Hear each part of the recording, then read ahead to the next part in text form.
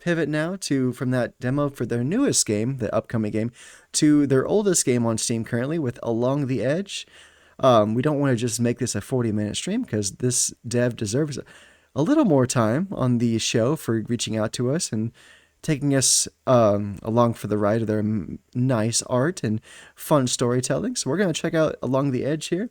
There is an ad break in about 7 seconds here, so we're going to throw it to the ad break. I'll get the game set up, and once the ad break's over, we will start with the Along the Edge, the full version game of this one. For Dice Gambit, it's a tactic RPG. I've only played like 20 minutes of it. Nice. What do you think so far, Ludlow? All right, let me get this set up while the ad break is going. Hey! You about to go right into a... Thank you for the raid there, Ian. You're about to go right to an ad break. What perfect timing. You're gonna get smashed into ads. Well, welcome in, y'all. Welcome in. Thank you so much for the raid, Ian. Suffer. Right, well.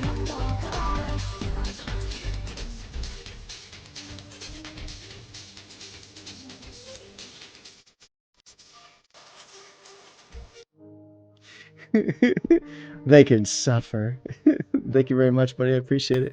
Thank you for coming in. We just finished the demo for After the Wane. I'm gonna grab my water while we wait real quick.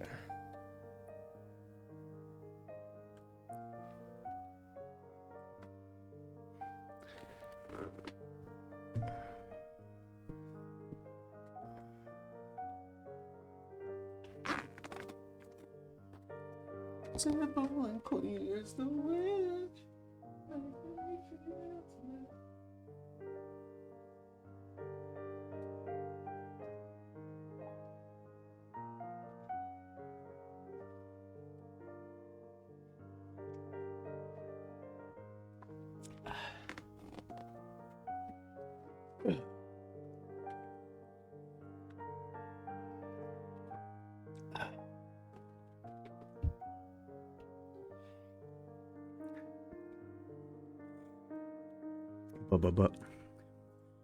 Went longer than intended, and I have to run for food and shower, as I'm behind schedule. Lol.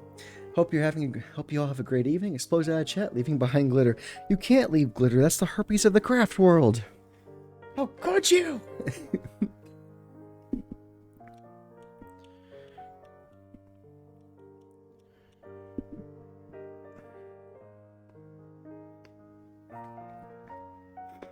All right. Well, thank you for surviving the ad break. Thank you for coming in with Ian's raid. Appreciate it a lot. Thank you, as always, to Ian with part-time experience for the raid. Always so lovely.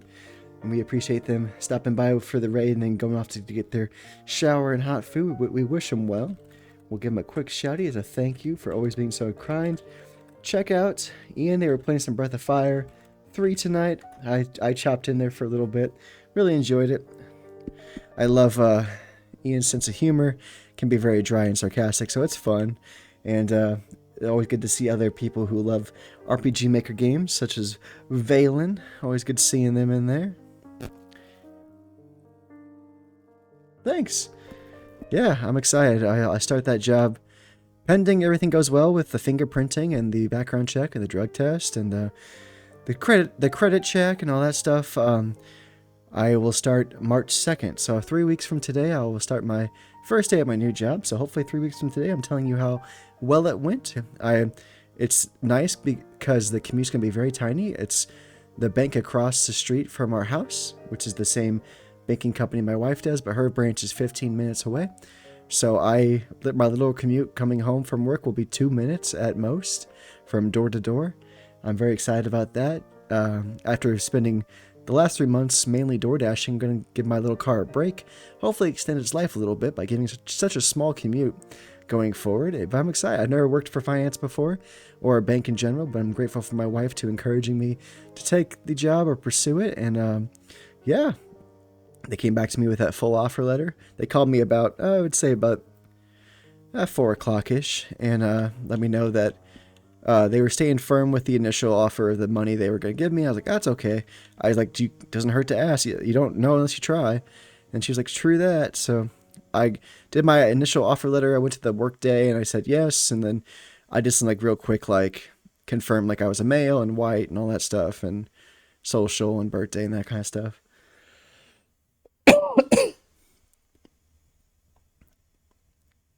Thank you very much. Thank you very much, Valen. Haven't done a drug test in years. Oh yeah? Why not? Why not? It's so much fun.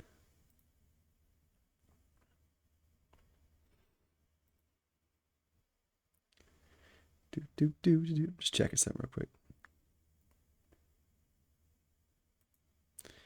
Well, thanks, man. I appreciate it. I'm excited just to get back into the workforce. I feel kind of like a burden sometimes when I'm trying to struggle to find a job.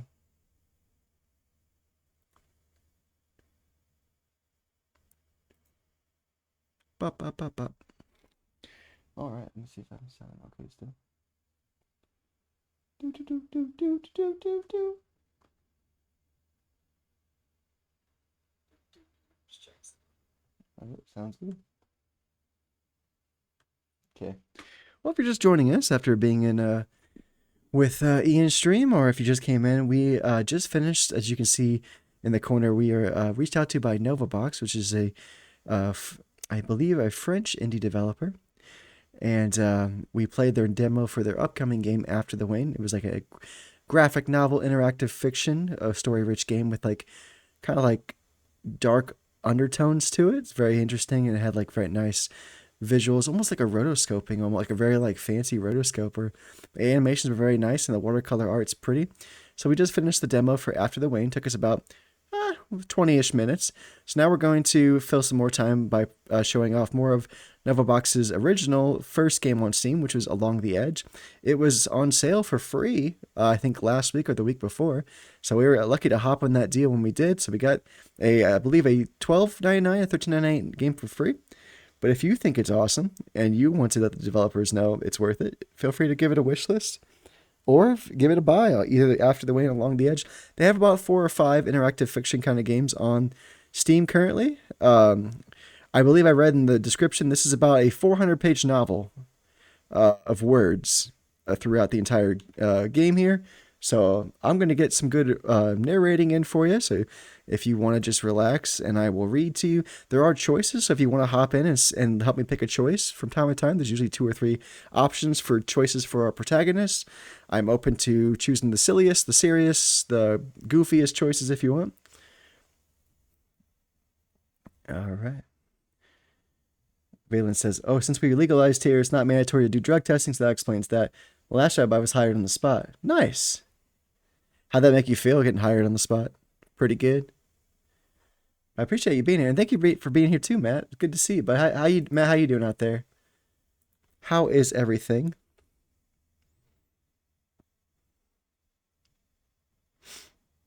I appreciate you. I will let you know, Matt. I got a okay amount of views for your quarterstaff video. I would say most views on my videos within the first week get about, I would say about between 5 to 15, and yours is currently at 32. So I would say that's a success. Mostly, man. But I appreciate if you put out the YouTube video there and everything. But yeah, it looks like it's above average for my viewing for the channel, so I think that's a positive. So I wanted to share that good news with you, and look forward to doing some more quarter stuff in the future. I'll definitely tag you when I do. But I do hope I hope you feel okay. I hope you're safe, and I hope you're doing well. I'm sorry you're feeling meh, but you're always welcome to talk if you want, or you can just lurk and watch me read about emotions and probably some strong themes. It kind of sucked because I had done like 3 interviews that day, so I had to call back the others to say, nope, sorry guys, I just got hired. All right, same options as before. Volume, I think languages is just French. Oh, there is some different the demo is just French and English, so it's cool to see they did more in the actual full game. Vibrations are on. And then credits, looks like about the same kind of credits. Still a small team. It's mostly filled with alpha and betas at the bottom there, but it really is a small team. And we love to see that, so good job, Novabox, for making something beautiful with such a small team. Let's see. Oh dang! Thanks. That's great news. Thanks again for giving some time. Yeah, I wasn't saying it to make you like, hey, you should get on this. No, I don't. If you want to give it like any kind of shine to anybody, I appreciate it, but don't feel obligated. I just wanted to let you know that it's performing above average for my YouTube videos. And I know 30 doesn't sound like a lot, but like to me, it makes me feel good. So I wanted to let you know it's at a good track right now. It had a good weekend of views with my other indie spotlights. So I wanted to make sure that you knew that. Let's try the tutorial first. All right, let's see. Introduction. Along the Edge is an interactive graphic novel. During your adventure, you will be asked to make choices that will define how your story progresses. Some of these choices will have direct consequences, forking the story in one direction instead of another. However, each of your decisions, even the most insignificant, will have an impact on the personality of the main character, Daphne. When one of your decisions influences Daphne's personality, one or two symbols lights up at the top of the screen. The star, the globe, the sun, the moon. And along the edge, your decisions are neither good nor bad. The sum of your choices always leads to different scenarios, and it's possible to lose, and along the edge. The branching of the story opens different narrative hypotheses, shaping your adventure according to your choices. Your progress is saved automatically. You won't be able to change your decisions you've made. Choose wisely. Interesting. I like the sound of that. Interface. To progress in your reading, click anywhere or press A. During your adventure, you will be regularly asked to make choices. To validate a choice, click on the corresponding text displayed on the screen and navigate between the different options with the arrow keys of your keyboard or press A. This is an example of a choice. Choose one of the two options to continue. Choice 1 or 2. I'm gonna go 1. To skip forward through the text quickly, you can keep A pressed. In the top left corner of the screen, you can find the log button. It allows you to read the latest lines of text again. It's also accessible by pressing the share screen or capture button. In the top right corner of the screen, there's an options menu. It will allow you to access settings and to quit the game and go back to the main menu. It's also accessible by pressing pause. Your progress is saved automatically. The story will pick up exactly where you left it. Nice. That makes me feel good. Gamepad. Display the log. Display the options. Go back to the menu. Back. Display the next line of text. Validate a choice. Cycle through the choices displayed. So pretty simple. But it's nice they made it for the gamepad. All right. All right, everybody. You're welcome to... Oh, look at all these different... There's a lot of achievements. Nice. Big happy family, arranged wedding, eviction notice, sacrifice, hegemony, forgiveness. There's a lot of different outcomes, it looks like. Prodigal daughter, heart of darkness, Cardisan mind, eulogist of progress. So it looks like if we end up with 2 different combinations of 2 stats, we'll get different things. Well, that's interesting. Well, y'all, you ready? You're welcome to chime in. I'm happy to let majority rule, or you can confirm which choice we should make, but let's have fun with it. If you want.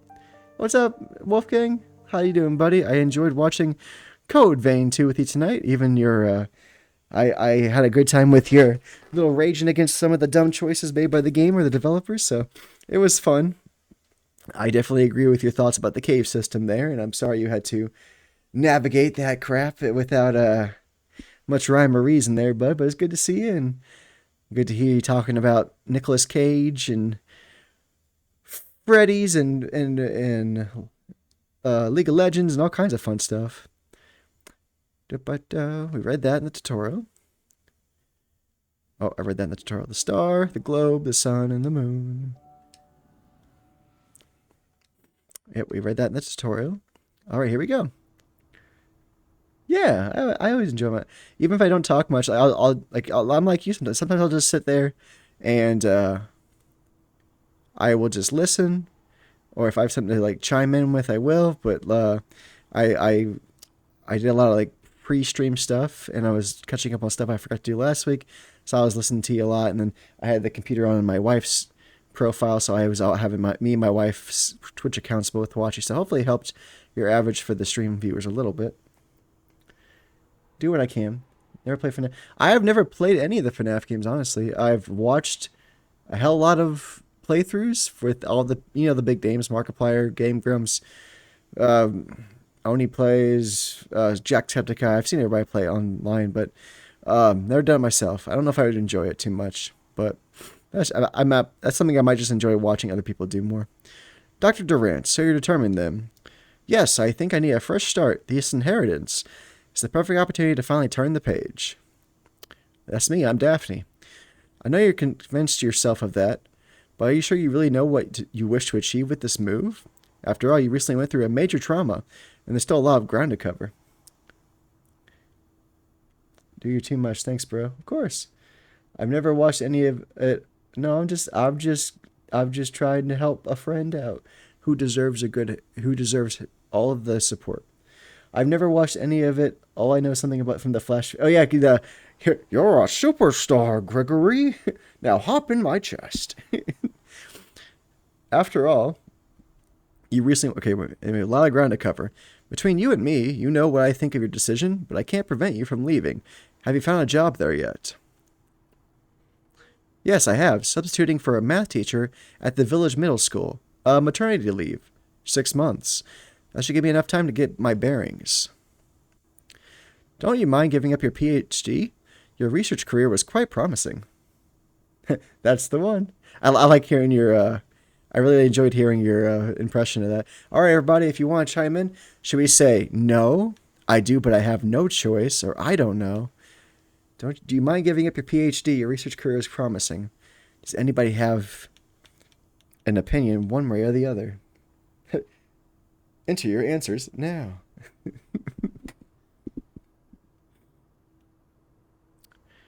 I kind of want to say no, just to be kind of a dick and be like, no. Fuck my PhD. I do what I want. I'm going to be a substitute teacher, and you can't tell me shit. I'm going to say, nah. Good. I'm glad me and Wolfgang are on the same page. No, honestly, I don't much like being alone in the lab all day long. It'll be good to be with other people for a change. I see. One last thing, I know your relationship with Frank is quite tense. It is. You know, the breakup's still recent, and I always count on his support. After so many years together, I need time. I suppose you're aware that you're about to break all ties with... Sorry, that you're about to break all your ties with him, probably for good. Are you sure you won't regret it later? Did you at least inform him of your plans? He knows it's none of his business anymore. It's not that easy. I will say, it's none of his business. If he broke up, it's not his business. No, I didn't. It doesn't concern him anymore. All right. Listen, Daphne, you got my number. Please don't be afraid to call me if you feel the need. I'm counting on you. Okay, I will. And I suppose all I can do is wish you the best. When are you leaving? Tomorrow. Look at that nice watercolor. Chapter 1, August. I'm leaving tomorrow. I've inherited the family's house, my grandmother's. I didn't know her, and now I never will. My mother had cut all ties with that side of the family, the only side since I never knew who my father was. I remember the birthday cards, though. My mother had hidden them between 2 piles of laundry in the linen closet. If the bottom was broken, it wasn't my grandmother's fault. And here I am, 10 years later, inheriting a big house, 300 miles away, when I too have severed all contact with my own mother. That's what they call karma, isn't it? The other PhD students asked me to meet them at the bar. I could also go see Frank to say goodbye. I told Dr. Durant that I didn't want to tell him I was leaving. This is my last chance to do the right things right. Am I really sure of my choice? Of course, I could also just go home. What should I do? Go to Frank's flat, go to the bar, or go home? Well, that's a good choice. Let's see. We told the therapist we're not going to see Frank, but should we? Let's go drink. Let's go drink with some people. I went to the bar to meet the other students. I didn't have the heart to refuse. I've never really fit in with a small group. In fact, they only really think about their own academic success. I know I missed my research, but on the other hand, I never saw myself having a brilliant career. Despite their cool, laid-back appearance, they slaughter each other for an article in Nature, probably without even batting an eyelid. I never really belonged in this environment. I only wanted to advance science, to do my bit for the future. It sounds like a cliche, but it's the truth. Science will have to make do without me, and I don't think it'll be missing out on much. I thought they wanted to surprise me, to throw me a leaving party. Then again, I haven't told anybody, except for my research supervisor. He seemed a bit stunned at first, and then not too bothered. I should go. I've got a long drive tomorrow. That was a sad choice. I shouldn't have picked that at all. That's it. Everything I owned is packed in a couple of boxes. I wish I felt sad about leaving, but actually, I really don't care. My last night here, I don't know what I hope to find there. A fresh start? That's what I'm trying to convince myself. Perhaps Dr. Durant's right. Maybe I'm just avoiding the real issue. Did my mother feel the same way when she left my grandmother's village 30 years ago? Am I following in her footsteps to spite myself? The difference is that she had me. Me, I'm alone. I'm overthinking this. I've taken my decision. I can't afford to go back. I can't undo what I've done. I'll try to get some sleep. 300 miles. I got up way too early. It's going to be a long journey. Little by little, civilization slowly gives way to empty spaces. The highway is replaced by interlacing small roads, and the clear directions given on the major routes become a hit-and-miss search for clues which get more and more arduous as I near my destination. The road goes through the village, which I cross in a few moments. I thought I was getting away from the agitation of the city, but all this peace and serenity feels like it's hiding something sinister. Almost ominous. After a couple of miles, I turn into a dark track, overrun with weeds. I go through the gates marking the limits of the family domain. Then on the right, I see a small stone house. That must be the lodge where wardens, a couple, live. It was specified in the state accounts the notary made me sign. I decided to leave the car there. I don't feel like driving all the way back in reverse if the track turns out to be a dead end. Walking a bit further, I see a man coming toward me. He's carrying a rifle and holds a dead rabbit by the ears. Mr. Bourtine. Hello, miss. You're on private property. Did you take a wrong turn? Hey, buddy. You have a good stream. Sorry to cut out and run, but I need to be up early tomorrow. No worries, buddy.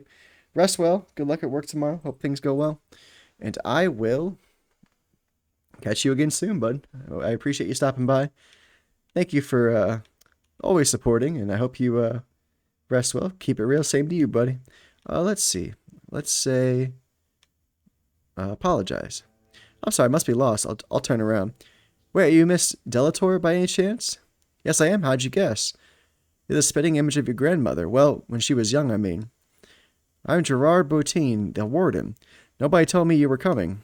Is this house open?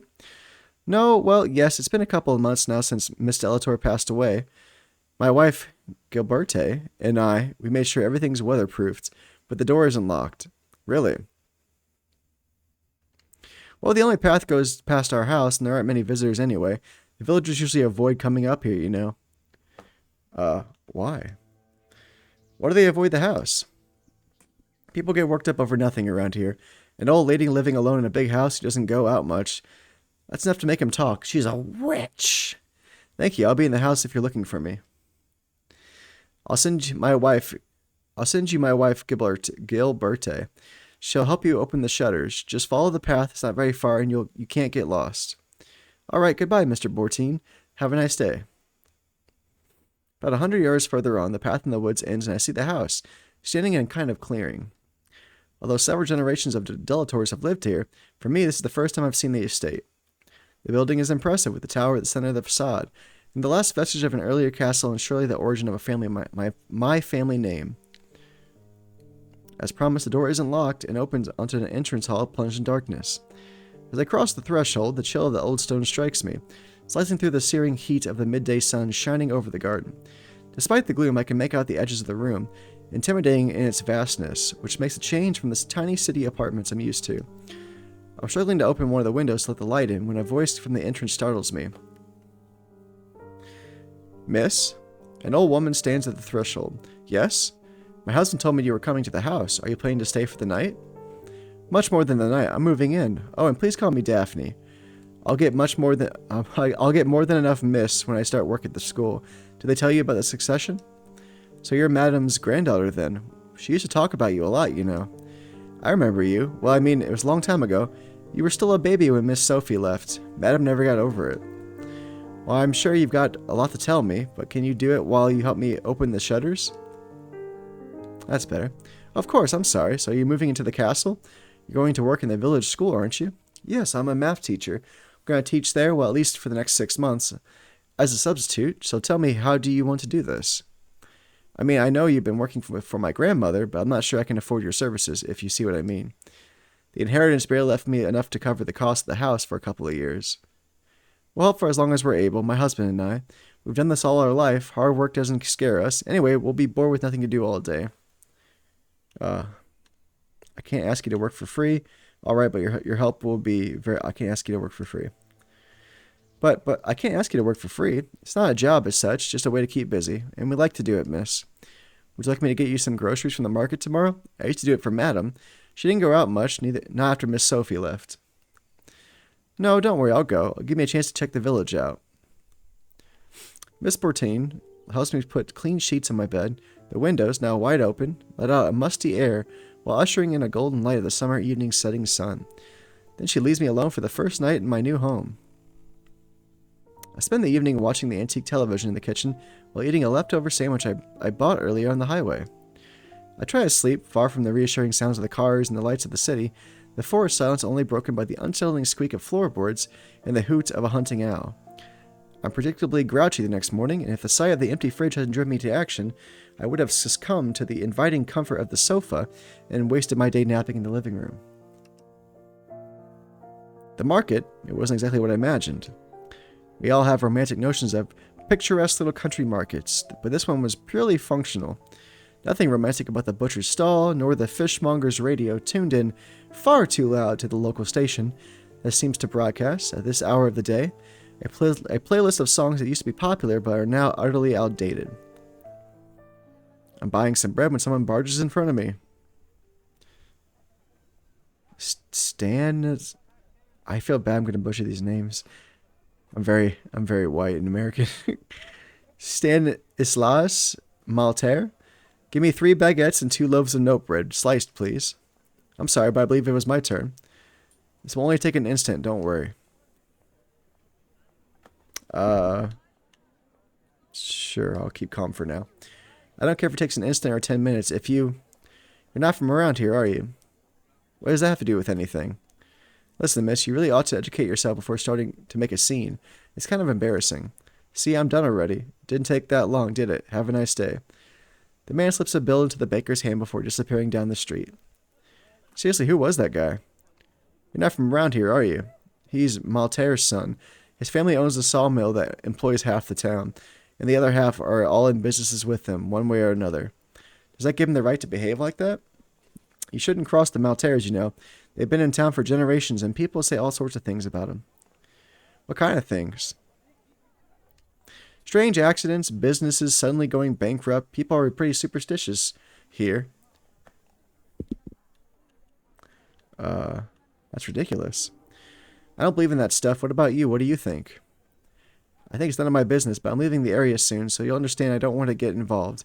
The others told me to watch out for that family, and I don't want any trouble. I see.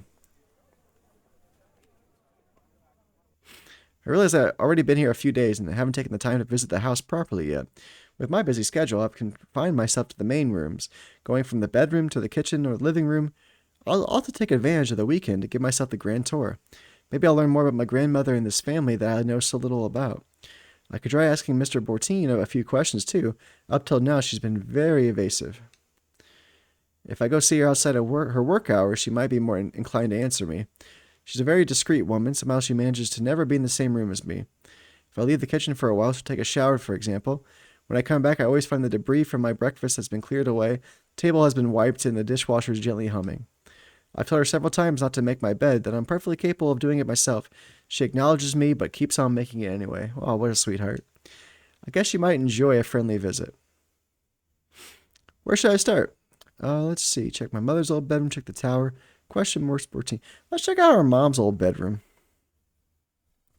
My grandmother lived alone in the big house, so she kept most of the rooms shut and just stayed on the ground floor on the left side of the building. Taking her over her living quarters, and with the nights getting colder, I'm glad I don't have to sleep the whole house warm. I'm glad I don't have to keep the whole house warm.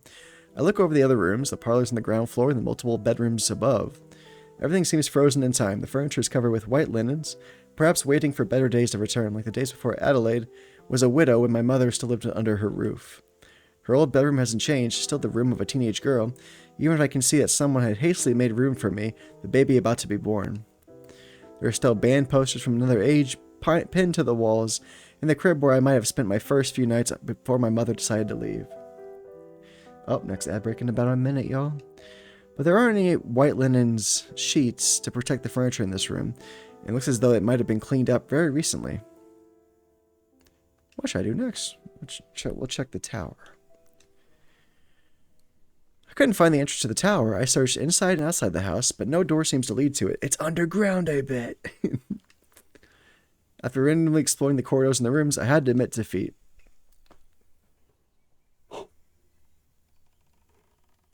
I had to ask Miss Sportine about this mystery. However, while I was searching for the damn entrance, my feet took me down to the basement where I discovered a treasure trove of old wines. Ooh. The most recent bottles were about 30 years old. I guess my grandmother wasn't much of a drinker, and the wine cellar must have remained untouched since her husband passed away. Did my mother come here during her teen years, during defying her parents' rules, to steal a bottle to share with her friends from the village? Was I conceived during one of those parties, celebrated by sacrificing these rare vintages on the altar of youth with my mother, Sophie, not sober enough to resist the charms of some local young farmer? Ooh. When I was old enough to ask her, she always told me with a dismissive wave of her hand that my father was from the village and hadn't wanted to recognize a child he hadn't asked for. All in all, she said, we were better off without him. Maybe I could bring a bottle to Miss Bertine. Yeah. As I take a bottle from the shelf to decipher its dusty label, it slips from my hands and smashes on the ground. Suddenly, I'm overwhelmed by the feeling, as though I was violating something sacred, trampling the memory of my grandfather who might have selected this precise vintage to celebrate something special. I began to question my intentions. Am I offering this bottle as an honest mark of affection towards a kind old lady? Or am I planning to get Miss Bertine drunk so that I can extract information from her? Let's take another bottle. A white Bourgogne. She should like it, and anyway, I don't have to drink myself into a stupor with Miss Bertine. I'm sure I can drink responsibly. Let's go question Miss Bertine. Good morning, Miss Bertine. How are you doing? Oh, hello, Miss Daphne. My joints ache a bit today. It must be a colder weather. Summer always goes so fast. It's almost fall already. Can you believe it? But that's enough about me. You haven't come around here to listen to an old woman complaining about her aches and pains. How can I help, miss? About the tower. Couldn't find the entrance to the tower. Do you know how to get inside? Well, I couldn't say, miss. No, I couldn't tell you how to get in if my life depended on it. Oh. I think I had my button got stuck. She's basically saying, please don't press me. Sorry, my button must have got stuck. Well, maybe I can see what was said. Sorry about that.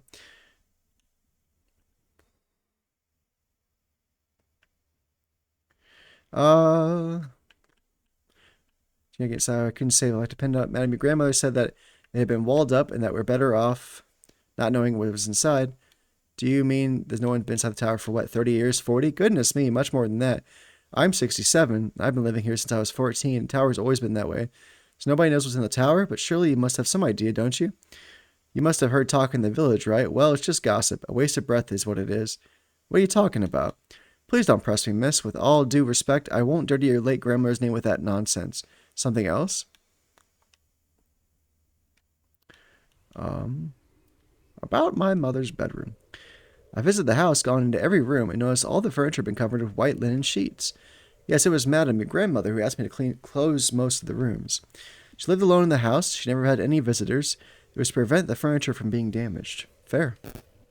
Why are you asking? Do you want me to open up the rest of the house? No, that's not why I was asking. One of the rooms, I'm guessing it was my mother's old bedroom, why was it closed like the others? Why wasn't it closed like the others? It was what Madam wanted.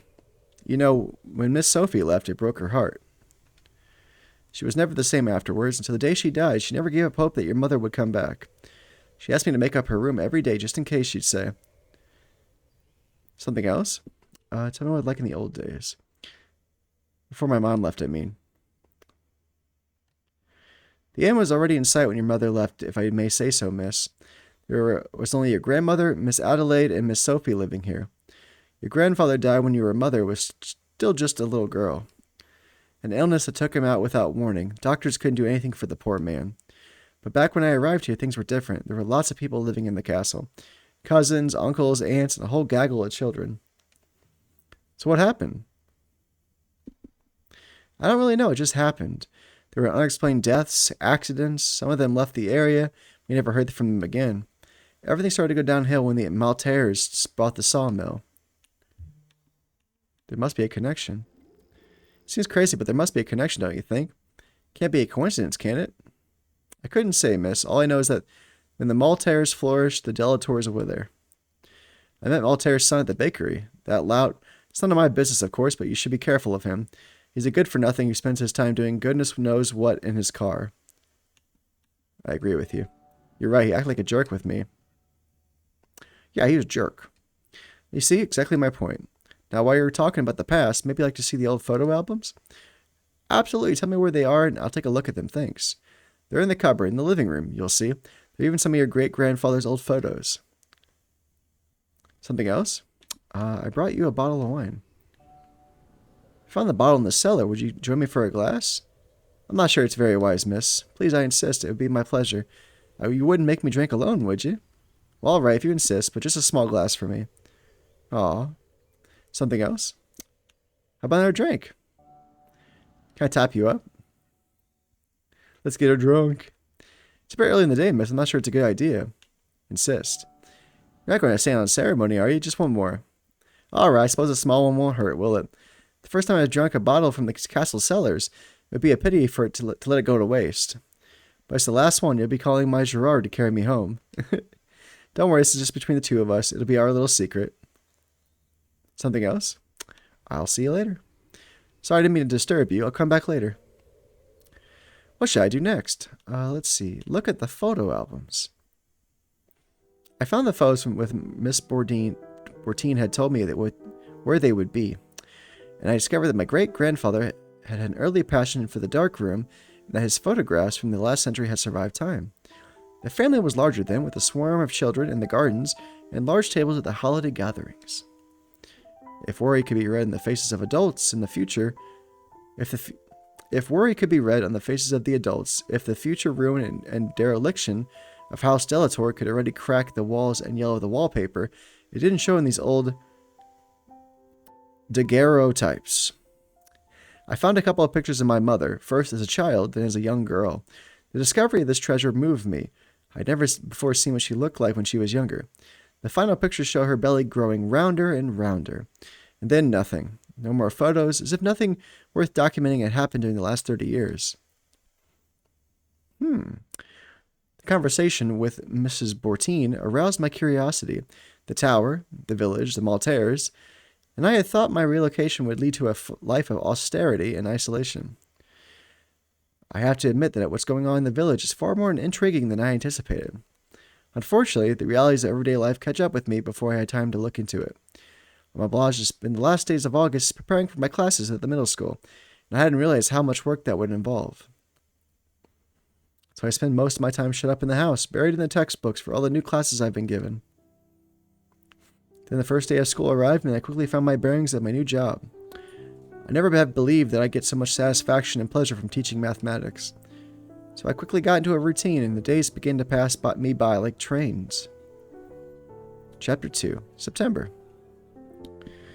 I decided to take advantage of the weekend and go back to the market. I'm sure someone will finally agree to tell me that more than the tidbits I've managed to gather up till now. Especially about the Maltair family, who seem to fascinate half the village and terrify the other half. I should start with the baker. The baker? The candlestick maker. And the butcher.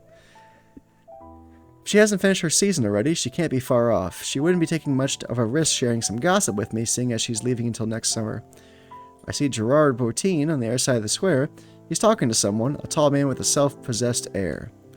I could go over there so he has to introduce me, but the bakery is about to close. Why not get another chance to question Miss Bouchard? Let's go to the bakery. Hello, Miss Bouchard. Ah, hello, miss. You're in luck. I'm just about to close. Are you finishing the season soon? Sorry, for a game like this, I really gotta make sure I hydrate. Yes, I am. We ran a bit more into September than we planned, but that's it. We're calling it a day. 2 weeks vacation, then we're moving to the Alps, my husband and I. We're doing the ski season there. That'll make a change. I'm glad to be leaving. The money's not bad, but I don't like the atmosphere around here. So will it be one baguette as usual? Yes, but I wanted to ask. Yes? What do you know about the Maltairs? I told you I don't want to talk about them. I don't want any trouble. But you'll be leaving soon. I really need to know. Nobody wants to tell me anything, and seeing as you're leaving soon. You seem like a nice young lady, so listen to me carefully. She takes me by the arm, puts her face close to mine, and whispers, "The Maltaires, they're sorcerers. That's why they got the whole village under their thumb. If you do something they don't like, bad things happen. How do you think I got this place? Bakers don't take 3 months vacations." Miss Blanchard, the owner of the shop, 3 months in the hospital. Oh, Miss Blanchard, Mr. Blanchard, the owner of the shop, 3 months in the hospital. Physio, the lot, the poor man, he fell down the stairs. The other shopkeepers, they told me he had words with the mayor. With the mayor? Well, yes. Yves Maltaire. He's the mayor of the village, didn't you know? No, I didn't. Apparently they were talking one evening, some petty quarrel about the land register, a fence that wasn't at the right place or something, and then bam, the next day he falls down the stairs just like that. Do you really believe all that? Well, usually I'm a bit doubting, Thomas. I only believe what I see, but you know it's troubling. Take it seriously. Thank you for talking to me. I'll be discreet, don't worry. Well, now you know as much as I do. You'll be careful then. I'd hate it if it were my fault that something happened to you. Don't worry about me. Goodbye, Miss Bouchard. Bouchard.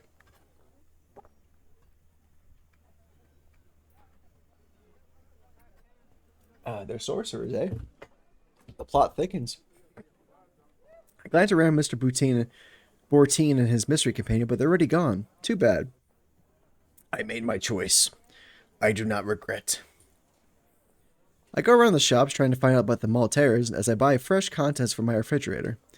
Unfortunately, now that I've been identified as the young heiress, the tongues are tied. The villagers have become surly, polite yet distant. As I carry my groceries to the car, it begins to rain.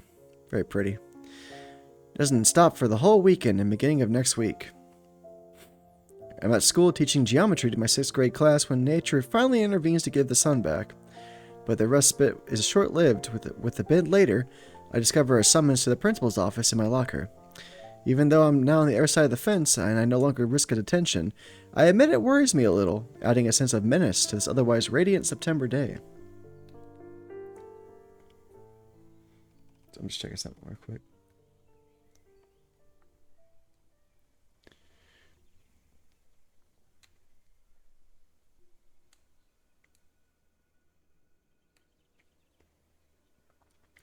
When I venture into the principal's office, I discover Mr. Chestnut, the principal, in a heated debate with someone who I guess is the irate mother of one of my pupils. The poor man is ashen. He cowers behind his desk, and he's so hunched up in his big leather chair, it's as if he's melting into the upholstery. Jean Chestnut, please, Mrs. Levesque, you must admit that your demands are most unusual, to say the least. Don't forget that Miss Delator is only here for 6 months. Everything will go back to normal when Mrs. Dupuy come back. Ah, here she comes. Mr. Chestnut fixed me with an imploring gaze, as if I was the only hope of salvation. Did you want to see me? Yes, please take a seat. Let me introduce you to Miss Levesque, Jean Baptiste's mother, you know, one of your 6th grade students. I guess I'll say hello. Hello, Miss Levesque. It's nice to meet you. I am Daphne Delator, Miss Dupuy's substitute. Again, I apologize if I am butchering the heck out of these French names. I am doing my best. I'm really very satisfied with your son's work. He's an excellent student. Are you kidding me? You must realize I'm not here to talk about my son's math skills. Look, Mr. Chestnut, I'm not going to exchange words with this. Anyway, we had an agreement. Do they think I'm a witch too or something? We had an agreement, you and I hope you keep your word. Jean Baptiste's mother glares at me coldly. I hear the director mutter in his beard. But we hadn't agreed to anything. I don't know. Maybe I muttered under his breath. I don't know what to make of the situation. After a few seconds that I feel like hours, I give up and say, right, let's get to the point. What's this all about? I'm not sure how to tell you this. Miss Levesque wishes to remove her son from your class.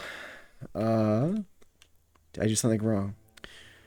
I don't understand. Everyone seems quite happy with my work. Why would you want to remove your son from my class? There's nothing to do with your teaching.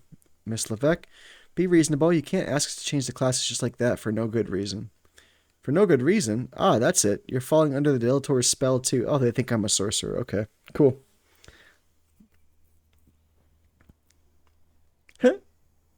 Dupois. Ah, thank you, Strack. Welcome in. Thank you for the first time chat there, Strack MC. Good to meet you. I am Jordan, Nibus Game Guy. We're doing a interactive visual and graphic novel tonight called Along the Edge. We just finished the demo for Novobox's upcoming game After the Wane, which was more about a dancer. And here we are, a young heiress who had recently lost a baby and had a rough breakup. Now we're taking over our grandmother's house. Dupois. Thank you for your help. I'm not good with French, so if anybody wants to correct me, I will not be offended in any way. I am very white and southern and midwestern southern, so I will mess up these words and names very much. My principal in my elementary had the same name. Nice. I jumped in with part-time. Oh, Ian's cool. Been lurking. Well, thank you for lurking, Strack. I appreciate it. Thank you for staying by with the old raid there.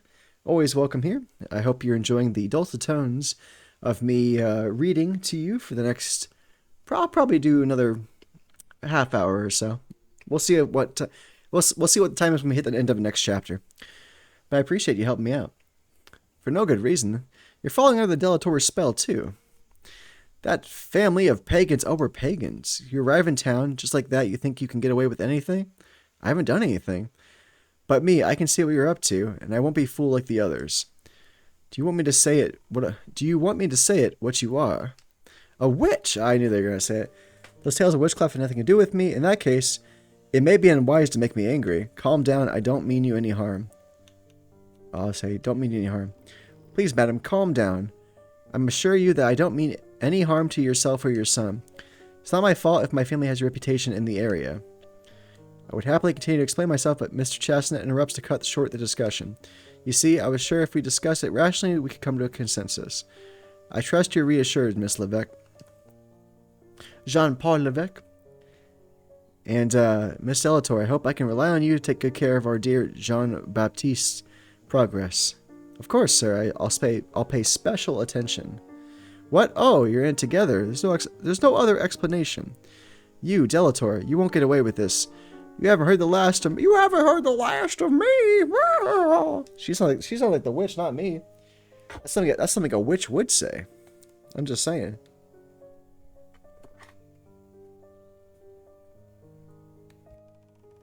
Sorry, I gotta stay hydrated with these visual novels. Sorry, graphic novels.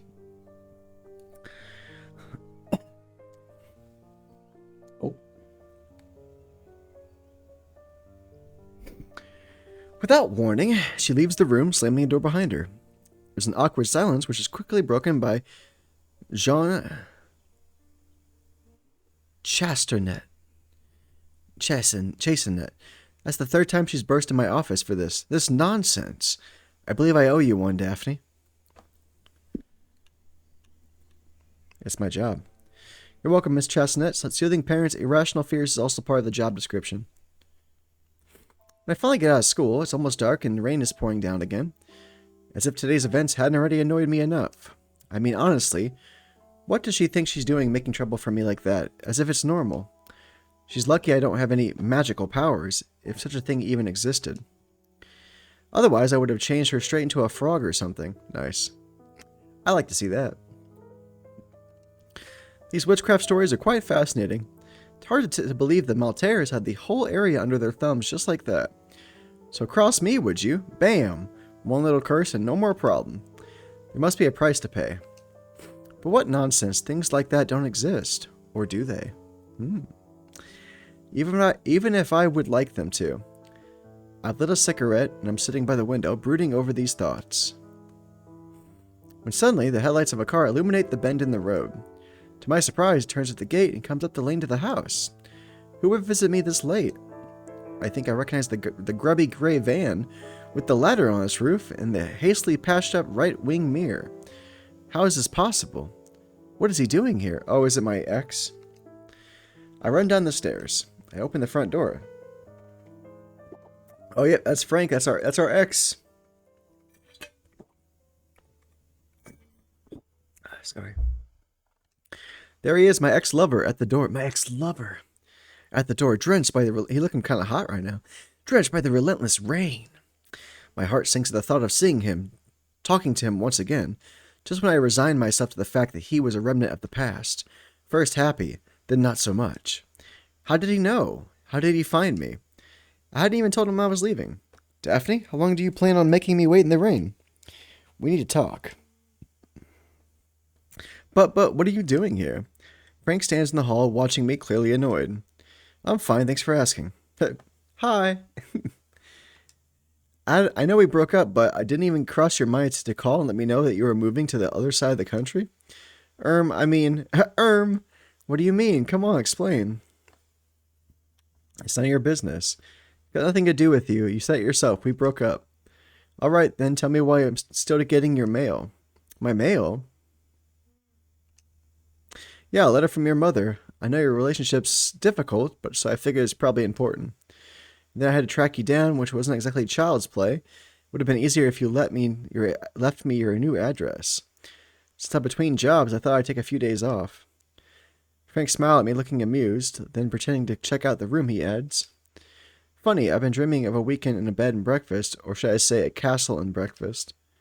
So what do you think? It's a little bigger than our old flat on the main street.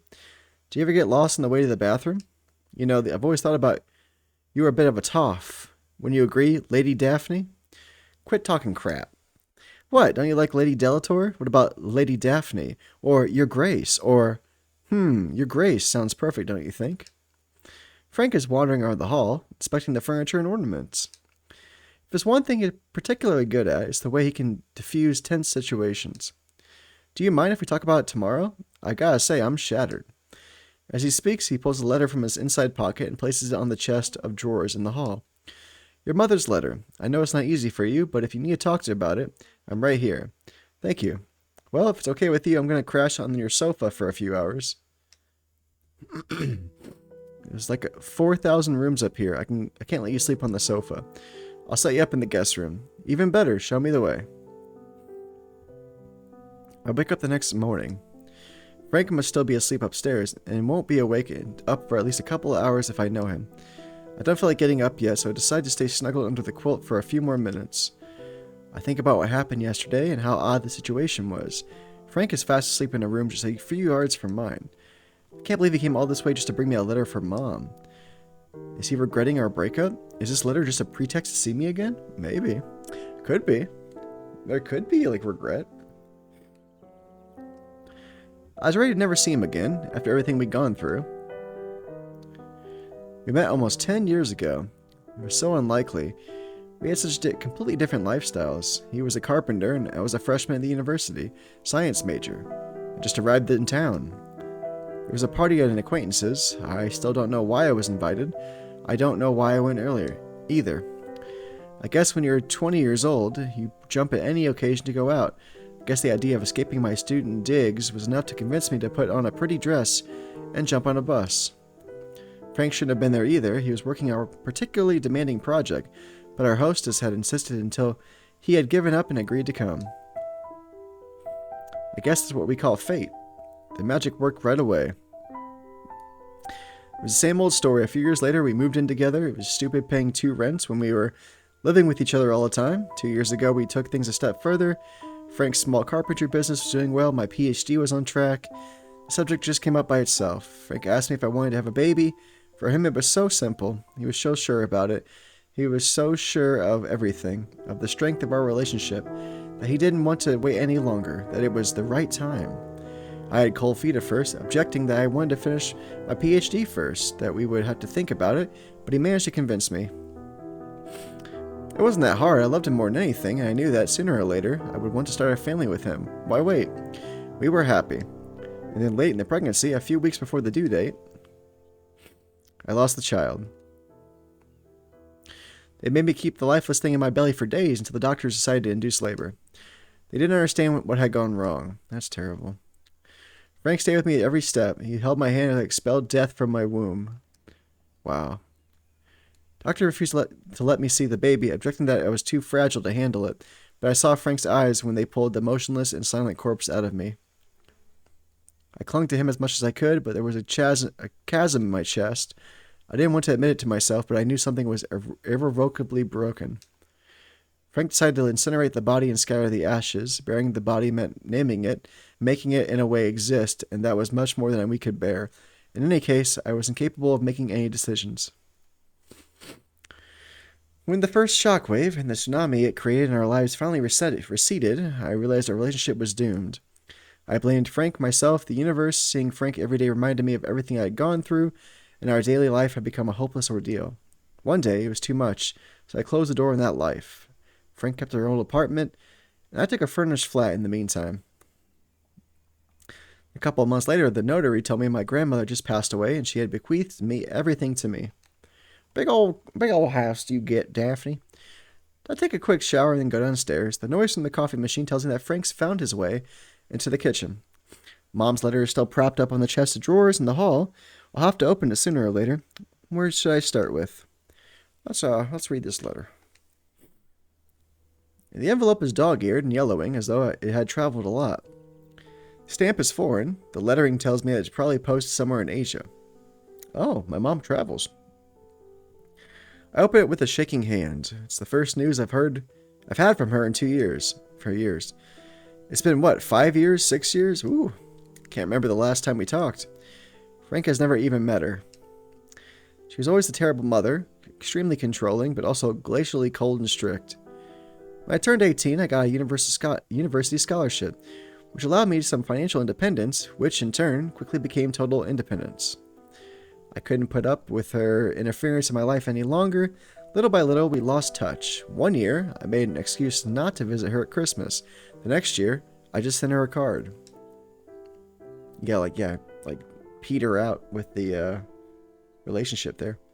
I started to filter her calls, and one day the phone stopped ringing. The bond was broken. And years have passed without me noticing her absence. When I tried to contact her, she disappeared without leaving an address. I must admit, I didn't try very hard to track her down. And now, out of nowhere, she comes back into my life with this letter. Her nervous, jerky handwriting hasn't changed. The content of the letter, though, is as cryptic as it is brief. Daphne, please don't accept the inheritance from your grandmother. Don't go back there. You'll only be putting yourself in danger. Regards, Sophie Delator. That closing says a lot about her tender-heartedness. I wasn't expecting your mommy who loves you, but well, Mom never talked about the time she spent here with my grandmother at the castle. It seems obvious to me that something had happened, but what? I turn this over in my mind as I enter the kitchen. Frank holds a steaming mug of coffee and is gazing out through the French windows.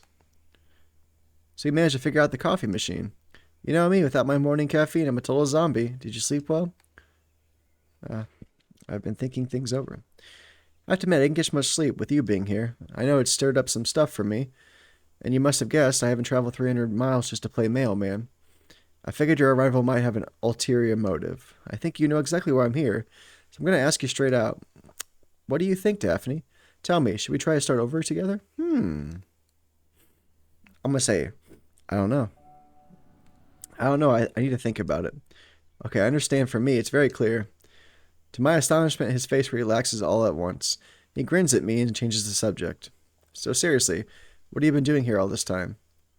I tell him about my life and everything that's happened since I arrived, the Bortines, the Maltaires, the tower with no entrance, and all the crazy stuff. I mention that now I am a school teacher. I also tell him about my mom's letter. He's not sure what to make of it either. Right, well, I gotta say your stories are very exciting, but also kind of worrying. Here's what I suggest. Whatever happens, I'm gonna stick around here for a while. I don't have any contracts in the near future, and I can afford to give myself a couple weeks off. After that, we'll see. If I find some work around here, I'll stay for a few more months. It's not as if there's anyone waiting for me to come home, and it would give us time to think things over. Does it bother you if I stay at the castle for a week or two? Just until I can find a room somewhere. I'll say you can stay a few days. Do you think I'd throw you out? Of course you can stay for a few days, until you get your bearings. Thanks, it's kind of you not to make me homeless. Don't thank me, it's the least I can do. So how do we do this? I don't want to get under your feet. There's no reason that we be in each other's way. The house is plenty big enough for the both of us. It's true. I was just thinking I'd better tell the wardens you're here before I leave. We don't want Mr. Bortine to shoot you like a rabbit if he sees you hanging around the house. That's very reassuring. Don't be silly. They're very nice, you'll see. I really got to get going. Enjoy your day. Oh, we have an ad break in about a minute. Oh, an ad break in about a minute. You too. Try to put my thoughts in order as I drive to school. There's quite a lot to digest. The day flies by, fast as an arrow. With everything that's happened since yesterday, I'm having trouble keeping my mind on my work. When I get back to the castle, there's light and movement. If it's only temporary, I'm glad not to be alone for a while. Makes for a nice change from my last few weeks of solitude. A fire crackles in the hearth, and delicious smells drift out of the kitchen. It's almost too perfect, I had a hard time not taking advantage of Frank's kindness. He seems determined to see it to my every need. Still, he manages to keep out of my way. We eat our meals together, but otherwise, we get on with our own business in different parts of the house. As promised, about 10 days later, he tells me he's found a small furnished flat in the village, and he's moving in the next day. I'm relieved to see him go. I've got a feeling that if he stayed much longer, the situation would become awkward. Days, then weeks go by, and I slip back into my routine at the school, the village, and the house. I'm walking in the forest. Leaves have begun to redden, and the trees are clad in the bold colors of fall. It's getting late, but I'm too busy strolling along the path. I had noticed, but night had begun to fall. I can see the castle at the end of the trail, but as I get closer, it seems to move away. I feel a presence behind me. Something deeply evil, ominous, almost sickening. I begin to run. And I ran so far away. Gotta get away. The house had disappeared completely, and I find myself in some sort of meadow. There's something in the middle, something that softly reflects the moonlight. As I get closer, I discover it's an oval pool filled with silvery liquid. The image reflected on the surface is me, but not me at the same time. The sensation of dissonance gets stronger as I draw near. Who dat? I can make out my facial features, but something has changed. I realize I'm dressed all in black. My hair has grown, and my eyes seem to burn with cold light, almost chilling. I reach toward the mirrored surface, my fingers stretched out, and the reflection starts to tremble, as if it was resonating. When my fingers touches the cold and strangely clammy surface, it shatters into 1,000 pieces. Ooh. For a few moments, the darkness is absolute. I'm in some kind of garden. A heavy fog surrounds me. I'm moving toward a reddish light that pulls me toward it like a lighthouse in a muffled, turbid storm. I can make out a statue, a sort of human-sized sphinx carved in granite. There is something majestic yet profoundly sad in the hunched-up, impassive attitude of the creature. When I'm close enough to distinguish it, I realize the creature wears my face. I see my countenance reflected in her like a mirror. Then her eyes come alive, and the imploring, helpless look seems to beg for mercy. I'm frozen in contemplation, my heart overflowing with sadness and awe, when once again I feel the sickening presence, like a warm breath on the back of my neck. I turn, struggling against the terror which invades me, and suddenly I'm falling endlessly. Darkness buries me. I wake up with a jolt. Ooh, I'm a sexy sphinx. Chapter 3, October. I'm barefoot in the grass. Before me, the black mass of the forest seems to invite me in. I feel a hand on my arm. Miss, I heard a noise, so I came to check. Miss Bortine is standing next to me, looking concerned. What am I doing here? What happened? A bad dream, miss. Just a bad dream. Come on, let's get you back to bed. It's the forest, right? The sphinx calling me. Miss Bortine guides me back to my bedroom. I fall into a dreamless sleep. When I wake again, the sun is well up in the sky. I'm surprised to see Miss Bortine still here, asleep in a chair on the other side of the room. She's sleeping so peacefully, I feel almost guilty waking her up. Miss Bortine? Oh, hello, Miss Daphne. I'm sorry, I must have dropped off. Dropped off? But what are you doing here? Don't you remember? You gave us quite a fright last night. My Gerard heard you go out. He heard a noise and went to check on what it was. When he saw it was you, he woke me up so I could take you back to bed. We're used to it anyway. It used to happen to Madame, your grandmother, quite often. Once or twice a month, we'd find her wandering in the garden. We had to put her back to bed. It must be the moon. The moon? Well, yes, she always did it when the moon was full. You know what they say, don't you, about the full moon? Yes, you must be right. Oh, well, the full moon always brings something with it. You have to be aware of the full moon dreams. Actually, I had a strange dream last night. It's funny you should mention it. I did have a strange dream, actually. I was in the forest, and then there was a smear and a sphinx. A sphinx, you say? Do you know that's part of your family's coat of arms? Maybe you saw it there. Well, perhaps the coat of arms? Yes, that's right. The blazon of the Delators. You should have a look. It's carved into the tower wall. A blazon with a tower and a sphinx, a bit like the one from the pyramids. I'll take a look when I get the chance. Thanks, you're right. Maybe I did see it there. Well, miss, if you don't need me anymore, I'll get back to the lodge. Gerard must be waiting for me to fix his lunch. Yes, of course. Off you go. I know how to look after myself. In that case, have a good day, miss, and if you need anything else at all, just let me know.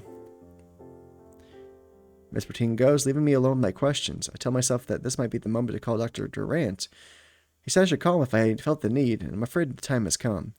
I'm not so sure he can do anything for me, but you never know. Pick up the phone and dial his number. Hello? Dr. Durant. It's Daphne Delator. Hello, Daphne. Why are you calling? Well, you told me I could call. True, but you haven't been in touch since August, and now you're calling me on a Sunday morning. I'm guessing it must be important. Oh, I'm so sorry. I didn't realize. I can call you back tomorrow if you prefer.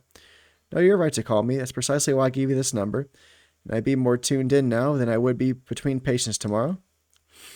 I quickly run through everything that's happened since I arrived. I ended with a recurring dream and with what happened last night. Listen, Daphne, I understand why you called me, but there's no cause for alarm. There's no proven treatment for somnambulism, and everything suggests that it's an isolated crisis, certainly due to your new environment. But you must have an explanation for the dream, don't you? Well, for that, we can look into psychoanalysis. Tell me, how would you interpret it? Like a premonitory dream. Dream is like really strange. You almost feel like a premonition. You're entitled to your beliefs, Daphne, but let me remind you that you're in charge of your own destiny. Don't forget that, even if this dream was indeed a premonition, as you say, don't be trapped by the idea that your fate can't be changed. Yes, you're right. Most of all, don't push yourself too hard. Take some time to think things over. You've been through a lot of the changes. When you get your bearings, everything will be fine. You'll see. Thank you, Doctor. You told me your ex-partner had paid you a visit. How do you see things there? I'm not sure. Sometimes I ask myself if it was too hard on him. Then again, I can't see that there's any way to get us out of this impasse. I think you're right, both to question yourself and take the time you need to think about it. Whatever you decide together, it'd be a shame to make you the same mistakes again. You're probably right. So you mentioned a young man at Stan Islas, is that right? Why are you talking about him? I did. I don't see what he got to do with my relationship with Frank. Don't get worked up. I'm just surprised you took the time to tell me every detail of your meeting with this man since you only ever met him for a couple of minutes. I see where you're going with this, but I'm afraid you're on the wrong track. Me and a Maltaire? No, it honestly hasn't even crossed my mind. Without talking about romance, I'm simply trying to point out some difficulties you may have been bonding with new people. You left in order to start afresh, didn't you? One last thing, before we get back to our own regular Sundays. Yes? How do you feel about your new job? I like it a lot. I know I wasn't sure about when I left, but believe it or not, I love my new job. It's perfectly normal to be anxious in your situation. I was sure you would enjoy it. You were right. Teaching is really fulfilling. It's so satisfying to enable those young brains to get a grip on complex ideas. I'm glad to hear that. Hang on to that positive element. It'll help you get through the trials life throws at you. All right, Daphne, I'm so sorry, but I have to go. Glad to hear from you that you're more at peace. No matter what, I don't think you got any need to worry. It's perfectly normal to doubt yourself and need time to get your bearings. I trust you, of course, but I'm still not completely sure. Come now, Daphne. You have no reason to let yourself be overwhelmed by these details. As for your sleepwalking episode, be alert, don't be alarmed. You told me about the wardens living nearby. Perhaps you can ask them to be on their guard in case it happens again. Call me if you ever do feel yourself getting overwhelmed, and if needed, I'll refer you to a colleague in your area. Okay. Oh, unless it's an emergency, try to check the day of the week before you jump on the phone next time. Yes, of course, Doctor. I'll try to limit my sleepwalking to weekdays from now on. All right, we'll say no more about it. Have a good Sunday. Thanks, you too. As I'm recovering from my night, lolling on the sofa with a good book and a cup of tea, I hear someone knocking. Surprised to find Frank beaming at me on the porch and holding a bunch of flowers. Carnation's your favorite. When I saw them in the market, I thought of you right away. He hands me the flowers as he steps inside. How about a coffee? Sure. So how are things going? Do you like the village? He follows me to the kitchen. I put the flowers in a vase and turn on the coffee machine. Well, I'm doing alright. Got a couple jobs, including some big roof repairs. What's great around here is that people are so easy to work with. They're not constantly asking me to justify my decisions, and they don't have harebrained notions about how I should do my job. That must be nice. And you, how are you doing? We chat for a while. In passing, I tell him about my eventful night. I listen to him with half an ear as I sort out the family albums. 1 hour and 2 coffees later, Frank finally decides to get to the point. You told me about your tower with no door. Do you remember? I got to admit, I was pretty intrigued. Would you mind if I take a look? Not at all. Help yourself. I'm as intrigued as you are. I'm wondering what might be inside.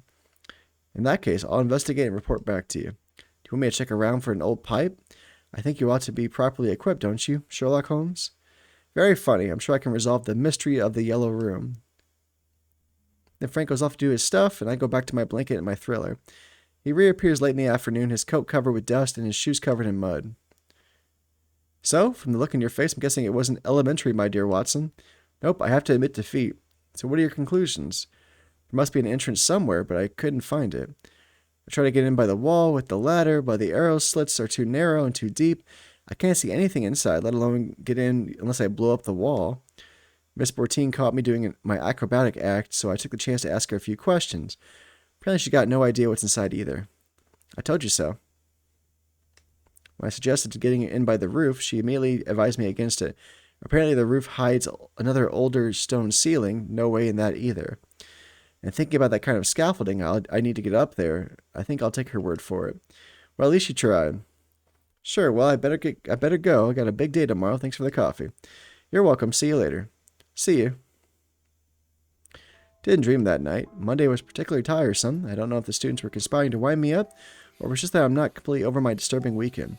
To top it off, as I head to the school gates, I see Miss Levesque glaring balefully at me as she waits for her son. Suppose she'll leap on the chance to give me an earful. After my long day, it's tempting to try a dodger, even if it's not very professional. As I'm weighing up the pros and cons, I realize she's already striding towards me. What should I do? Let her come. I'm bracing myself for an unpleasant 15 minutes when I feel a hand on my arm. Ah, Miss Delator, I'm in luck. I just wanted a word with you. It's Stanislas Maltaire holding a young child by the hand. Mrs. Levesque immediately turns on her heels and goes back outside the gates. Oh, this guy. Pierre Yves Maltaire. Uncle Stan? Who's this lady? Well, Pierre, that's pretty lady is Daphne Delator. She lives at the castle. At the witch's castle? You're not a witch, are you, miss? Do you excuse him? As you can tell, he's not afraid to speak his mind. He adds with a wink. He takes after his uncle, I suppose. I crouch down to the child's height. Perhaps I'm a nice witch. Since I live in a witch's castle, I might be a witch, right? He hides behind his uncle's leg, intimidated. Yes. In that case, I might definitely be one, but perhaps I'm the nice kind of witch, don't you think? Do they exist, Uncle Stan, nice witches? Of course they do. Miss Delator is teacher at a middle school. She knows what she's talking about. I stand up and notice Stanislas is putting out his hand. I don't believe we've been formally introduced. Stanislas Maltaire, but my friends call me Stan. Daphne Delator, but it seems you already know that. Of course, you must have noticed how fast news spread around here, Daphne. May I call you Daphne? When my father discovered something was going on at the castle, he had to know what was happening. I hope you'll excuse him. The poor man's obsessed with the Delators. But don't let that put you off. The rest of our family isn't cut from the same cloth, I'm sure. Must have coffee together one of these days to get to know each other. I'm sure we'll have a lot in common. Before I have a chance to answer, he adds, by the way, did you receive your invitation to the cocktail party? Cocktail party? I do hope you'll come. My father always makes me attend, but it's atrociously stuffy. Uncle Stan, can we go for my snack? Yes, Pierre, in a minute. Well, Junior wants a snack, and we better go. Say goodbye, Daphne, Pierre. Hey, my name is Pierre Yves, not Junior.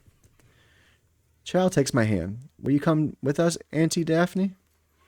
I think he might have adopted you. Auntie Daphne has things to do. She can't come with us this time. Come on, let's go home. You're driving. For real? Of course not. Daphne, it was lovely meeting you. See you soon?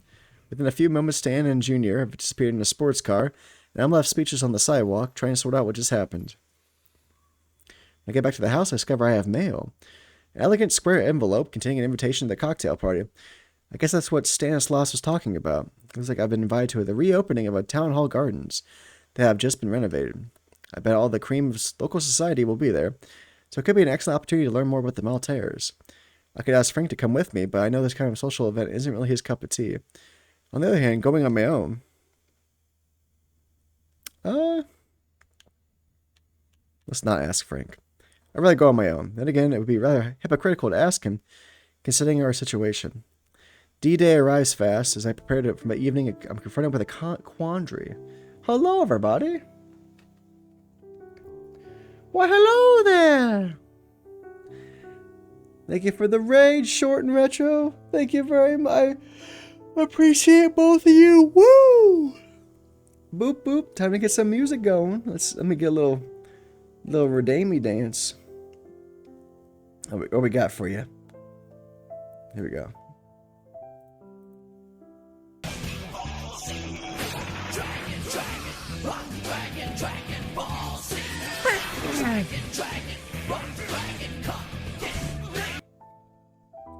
Thank you very much for the raid. Yo, what are you guys playing? How you doing? Thank you for coming in. Good to see you, Retro Mama Pupper. Appreciate it. You only get one raid per stream. So I'm very honored that you chose me again as a goofball on the internet who plays indie video games and RPGs a lot. I very much appreciate it. If you don't know me, my name is Jordan, Midwest Game Guy, or MGG for short, whatever you prefer, as long as it's not too rude. I do a lot of indie spotlights lately, lots of indie games. I'm a big RPG gamer, turn-based guy, single-player games. That's kind of I'm very big into story-rich stuff. Let me give y'all a shouty for being so kind all the time. This is our second raid of the day, so thank you all very much. You're welcome. Well finished the Broken Sword series, so working on that earlier games. Their earlier games, Beneath a Steel Sky. Nice! How's that going for you? And congrats on finishing the Broken Sword series. Tonight we are doing a demo for a French indie developer called Novavox. We did their demo called After the Wane, which is about a aspiring ballerina dancer who's trying to break it big into the big ballet business in the big city. It was about a 20-ish minute demo there, and towards the end there it alluded to many dark things, so had some nice watercolor art, as you can see here. We finished that pretty quick, and now we moved on to one of their other titles, which was this is their first game on Steam that I could find, which was Along the Edge by Novavox, and it was on sale for free like a week or two ago somehow, so I got it for free. Usually their interactive stories are about the equivalent of about 400-page novels, it says. But they range about $11 to $12, $13, but it's really fun so far. It's an interactive graphic novel, I'd say, and I'm enjoying the choices I can make and how it influences the story. I like the branching, choose your own adventure stories here. It's really fun. Thank you. It's an interesting and older 1990s game. Well, I'm an older 1990s kind of guy, so as a 93 baby, I can appreciate things from that ilk in that time period. That's cool. Blake is another fun interactive novel game, and it's on Steam, or should be. Blake. Let me see. Blake. It's just called Blake. Let me see if I can find it.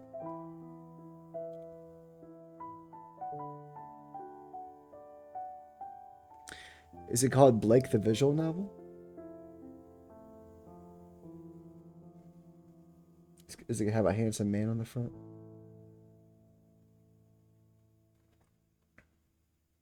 Oh, I see, yeah.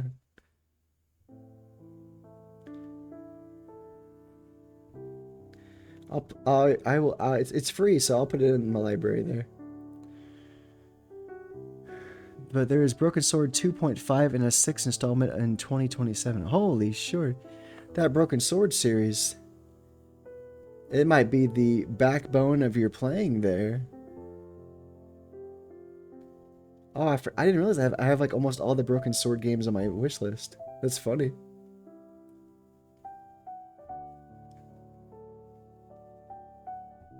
Oh, they're very pretty too. I like that. It reminds me of like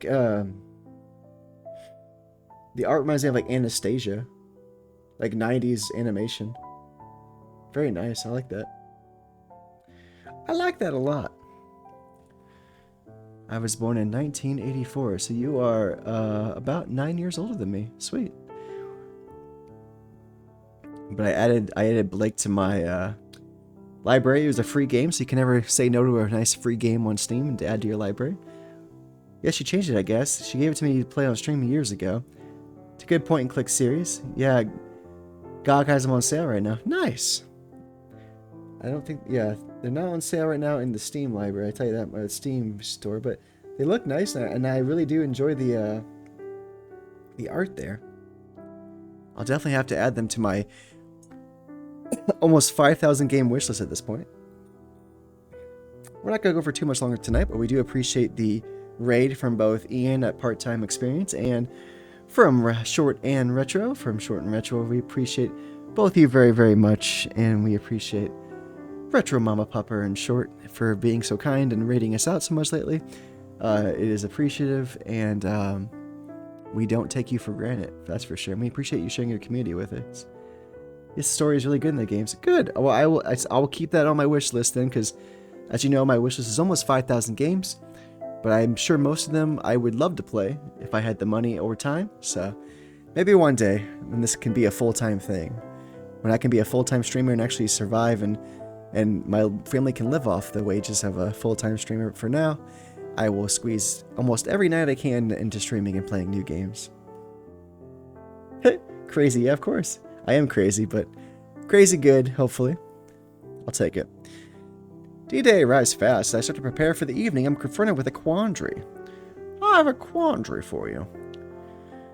I can deduce from the elegance of the invitation card that a proper attire is required, so I guess that it's not jeans and shirt that kind of do. I don't own anything remotely appropriate for this kind of occasion, but after rummaging through the wardrobe in my mother's room, I find 2 dresses that might be suitable. I just can't choose. On one hand, there's a long empire-lined dress. I suspect that it's more to my grandmother's taste and criteria of elegance. To be honest, I can't imagine my mother wearing this by choice. It's pale blue, color that really generally suits my complexion. The other option is a black strapless dress, short and tight-fitting. I can totally see my mother wearing this, exactly the kind of thing she would have worn for nights out. Unlike the blue one, it leaves very little imagination between the bare shoulders and the length, or rather lack of length of the skirt. Which one should I choose? What do you think, y'all? Should we play it safe with the long blue dress? Or should we be a little wild at this cocktail party and wear a strapless black dress? A little black dress, as they say. Do y'all have a preference on how we dress our main character for this fancy schmancy village cocktail party? I was also leaning towards the Belle look because we inherited our grandmother's castle basically, and our grandmother was always accused of being a witch. So I feel like having a kind of the longer, flowy dress might give off more of a witchy vibe. So maybe it'll make people even crazier talking about all the gossip of things that we don't know about. So yeah, I do like the blue dress. I was leaning towards it. Maybe in a separate, because of these branching paths. And I'm sure to get all the achievements, you have to do every branching path. So maybe going back in the future, we'll do the dress. But for now, we'll do the Belle dress. I like that too. We're on the same vibe there, Retro. I was thinking the same thing. Oh, she looks nice in it, actually. I might be a bit overdressed, but I think it's just the most sensible option. I will confirm. Now that I've dealt with the dress, I need to sort out my hair. I gather into a quick bun, a touch of eyeliner, some lipstick, and I'm ready to go. It's already late when I leave the house. I climb into my little car, and a few minutes drive later, I'm there. The town hall gardens are magnificent, with the trees robed in the flaming colors of fall. It's hard to read at night. There are already a lot of people, gathered in small groups, glasses of wine in hand. The guests are all dressed up to the nines, and the event looks even more like a lavish wedding than a gathering in a small country village. The Maltese clearly didn't balk at the expense. I barely have time to ask for a cup of champagne at the buffet before I'm approached by a large man in a black suit. He's closely followed by a tall and haughty blonde woman. It's reasonable to assume she's his wife. Yves Maltaire. Ah, good evening, young lady. You must be the castle's new owner. I'm so glad you came to our little party. I must confess, I've been eager to learn more about you. Let me introduce you to my wife, Cloth-eyed Maltaire. She looks like a Draco Malfoy's mom, kinda. Just a tad older. But she gives me those Malfoy eyes and those Malfoy hair. Hooray for midnight coffee. Just don't go, don't go too crazy stoned. You might be up all night unless you took decaf. Daphne, pleased to meet you. Her icy handshake contrasts sharply with her husband's bonhomme. Bonhomme? There's some French words in here that I really struggle with. What up, Short? Love the emote. Thank you for the cute pupper emote. Hope you're doing well, buddy. Hope you had fun tonight. I can read a mix of contempt and distaste in her eyes. Odd.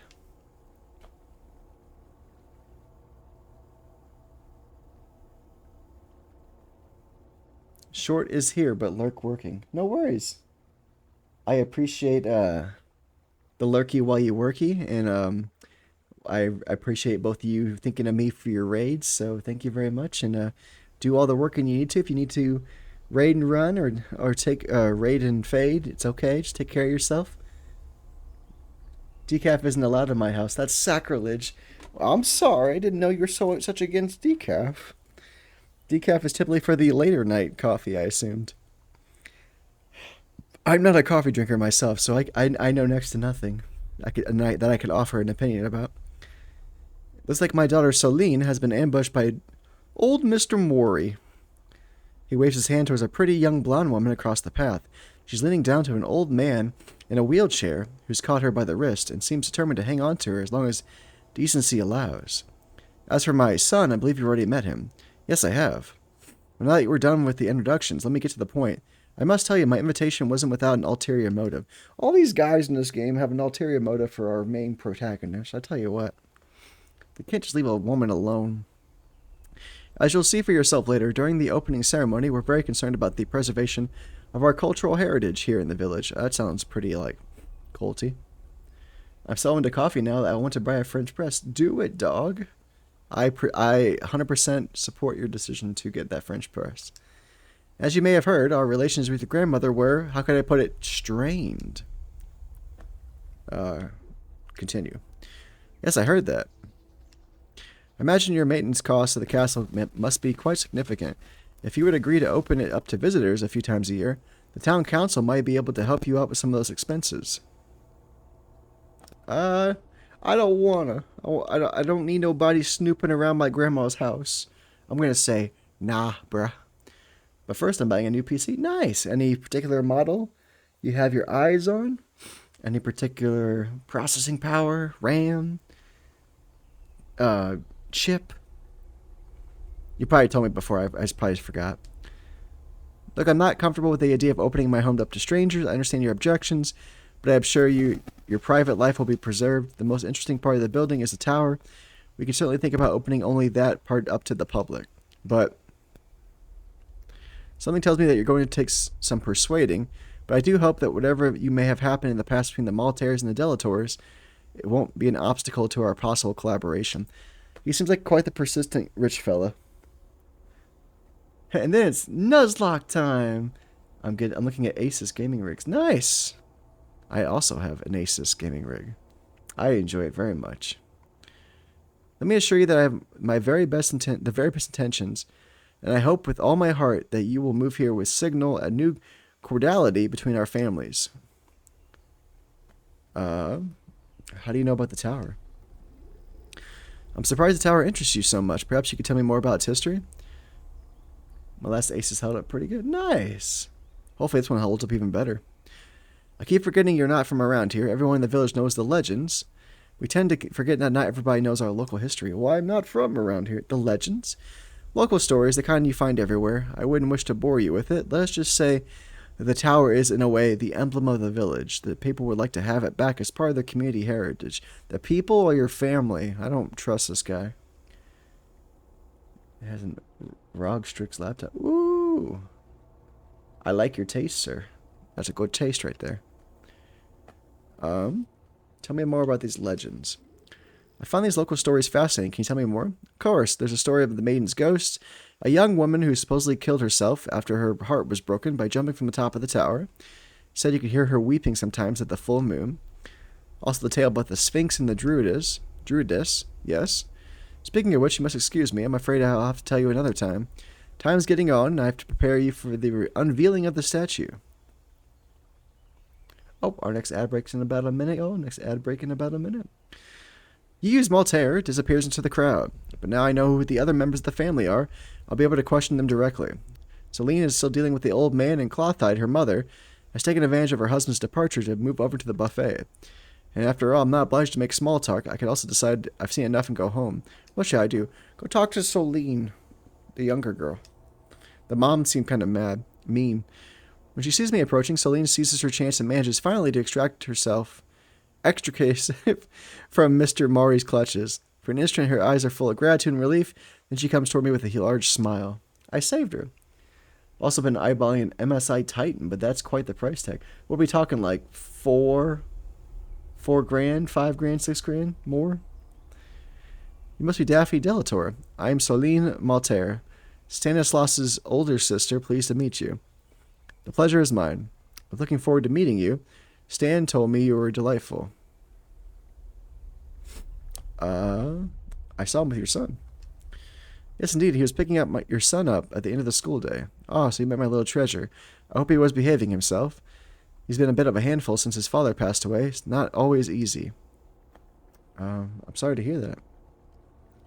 Sorry to hear that. Round 4. Whew, that's more than I can afford right now. But hopefully, I hope you can save up for it, bud.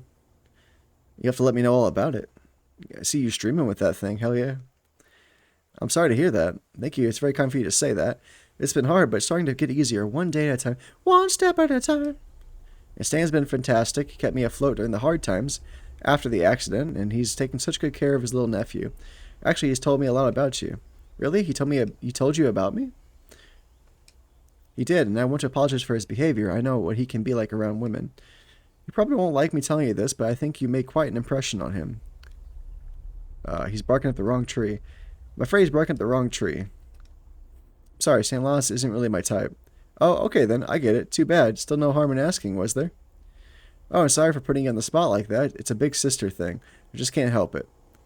You know, he's never been lucky in love. I don't know why, but I felt like it could have worked out with you. She burst out laughing. But enough about my brother. Tell me about yourself. What do you do for a living? How do you like it here in the village? I'm just taking it hard to get with both my ex and this handsome man in the village. Tax money coming soon, so I'm definitely going to get something. Darn ads. Heck yeah. We talk for a good 20 minutes. Celine seems kind and outgoing, but I can't decide if it's not just all a front. Her attention seems to wander quite often until without notice she disappears into the town hall, leaving me hanging. What should I do next? Let's talk to Clothide, sure. Chatting with a group of smartly dressed people, a vague smile plays on her lips. Her hand is hard to read. Her face is hard to read. Her hand's also hard to read. She was reluctant to attend this function, or is the distant, haughty attitude part of her natural personality? Seeing me approach, she apologizes to her guest and takes me aside. Miss Maltaire. Listen, girl, I'm talking to Dr. Zakarian and his wife. If you've been raised with such a lack of basic good manners, well, I hope you'll excuse my bluntness. I'm afraid I have neither the time nor the inclination to teach you otherwise. If you don't mind, I'll go back to my guests and you, I don't know, enjoy the buffet maybe? Damn. This person is rude. I'm sorry about the ads there, but I appreciate you watching them. My basement is going to become my stream lab. Hell yeah. Half of our bedroom is the stream lab. I can't. You'll have to send some pics or something, or throw it up on the social so we can see your awesome stream lab in action. I wish you had a good evening. Get worked up. What? Excuse me? Perhaps I wasn't clear enough to rephrase in a way that you might understand. Go away. Bye-bye. Tell me what I've done to justify such hostility. You're a Delator, and the apples don't fall far from the tree. So you haven't done anything yet, but I'm not a fool, and I know that sooner or later, your presence at the castle is going to bring about disaster. My husband entertains the romantic idea that you will be different, that you weren't brought up here, and that you should once again hold out our hand to the Delators, at the risk of being bitten again. Well, currently full of cobwebs, but not for long. Once the tax season's done, it's going to be clean as a whistle. You understand that I don't agree. The Maltaires are self-made men, unlike you, who's always had everything. You may not be aware of it, but you were born with a silver spoon in your mouth. If you say so. Don't try to seek refuge in your own conceit or some false sense of superiority, young woman. It doesn't suit you at all. And don't deceive yourself. Even your elegant dress can't conceal your evident lack of grace. Stop insulting me. Why don't you tell me why it is that you hate me so much instead? Why don't you ask that slut you call your mother? Oh no! She called my mother a slut. That's fighting words. Where is she? Didn't she have the courage to finish what she started? Defend my family. What could have happened that was so terrible that you would hold such a grudge against my family? I'm not responsible for what happened 30 years ago. 30 years ago?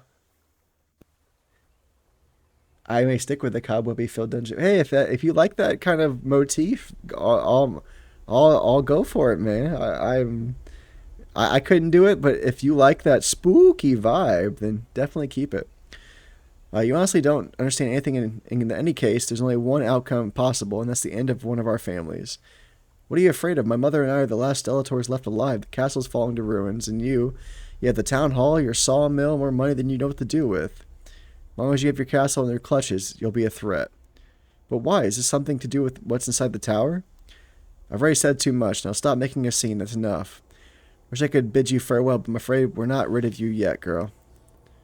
Without further ado, she turns her back on me and returns to her guests, leaving me red-faced and furious. This lady's a bitch.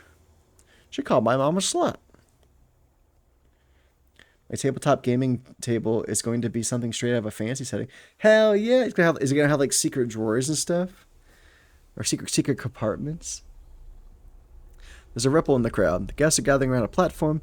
Suppose the unveiling ceremony is about to begin. Someone's walking against the current, pushing through the crowd in my direction. Now, of course, it's this guy. Daphne? It's Stanlonis carrying a glass of wine looking rather drunk. You came. Great. Are you alright? Something tells me you had a bit too much to drink, haven't you? Too much? No, just a small anesthetic to get through old man's speech. Come with me. Your sister must be around here somewhere. Turn my back to him, looking for Celine, who should know what to do with her brother in this kind of situation. I barely have time to turn around when Stan twirls me back, pulling me against him. Hey, I don't want this. I look into his eyes and understand perfectly well what's about to happen. Try to hold him back, but exhaling wine fumes in my face, his mouth presses down on my... No, don't kiss me. I didn't ask for that. Luckily, I'm saved by a rasping voice that stops Stanislaus in his tracks. Beatrice Levesque. Oh, isn't it enough for you that you corrupt our youth? Beatrice Levesque stands next to us, glaring at me. Get worked up. Get angry. It will have hidden drawers under the sides of the table, but the middle of it, where the real cool stuff is going to be. Hell yeah! That sounds freaking amazing. What's going to be in the middle there? Oh, no way. You're not going to stick your oar in. That's right. Yell at me. Show everyone your true colors. Even if they're blind, I see exactly what you are, vile temptress. I won't let you get away with it. Come, Mr. Maltaire. Don't let this sorceress seduce you. Get out of my sight or I'll give you a taste of my spells. I warn you. Oh, shit. Beatrice doesn't let me finish my sentence but throws the contents of her glass of red wine in my face. That's for you, you filthy. Surprised by the attack, I step backward and stumble. I feel a sharp pain in my left hand. I feel my cheeks flushing and a ball of heat seems to blaze inside my chest. Filthy what? Filthy witch? Is that what you wanted to say? Stanislaus helps me up. I feel something warm dripping down my finger and realize I must have cut my hand when I fell. See, now I'm injured. Are you happy? Since I am a filthy witch, I curse you. You pay for what you've done to me tonight. Oh, damn. Is that what you wanted? Are you satisfied? If I'm a sorceress, this is a really nice picture. I like this a lot. This is a kick-ass picture. If I'm a sorceress, as you say, why not put my powers to good use? I would love this to be like a background of a computer. This looks fucking like amazing. This is great, like watercolor and effects and everything. It's very cool. Table I have a solid wood frame table with a particle board center that I'm taking out, replacing it with a stained glass center. Then I'm going to epoxy seal it. Ooh, I'll light it up from underneath for dramatic effect. That sounds so cool. That sounds freaking awesome, buddy. I'm excited for you. I'm excited to hear that, just hearing that. Is that what you wanted? Are you satisfied? If I'm a sorceress, as you say, why not put my powers to good use? Daphne, your hand, blood has been drawn. Careful with what you're about to. With perverse satisfaction, I watched Miss Levesque turn her white as a sheet. I hold her gaze until she lowers her head and turns away. She puts his hand on my shoulder and shakes me gently. Daphne. Daphne, do you realize what? I cut him off exasperated. Oh, enough now. Leave me alone. I tried to the bathroom to clean out my wound, wipe the wine from my face, and most of all try to calm down. In the distance, on the platform, Yves Martel has taken the microphone and is about to speak. My dear friends, neighbors, and fellow citizens. We come together to celebrate the start of the fall season. As you all know by tradition, this time of year is dedicated to reflection and remembrance. It's a time when we think of those dear to us who have moved on, who will wait for us on the other side. Also a time of the offering when we pray that nature and her invisible entities bring us a mild winter. Look at my big blue eyes. That's why our craftsmen have worked so hard all summer in preparation for this celebration so that today we could present you with the fruit of our efforts. As we leave summer behind us to enter winter, the time of offering, as I said, seems like the ideal moment to renew our pact with our protectors, those invisible forces who have allowed our traditions to survive century after century, not to disappear at the whim of invasions and external influences, and who bring us good fortune, happiness, and prosperity every year. So I'm proud to present you with a physical representation of our pact.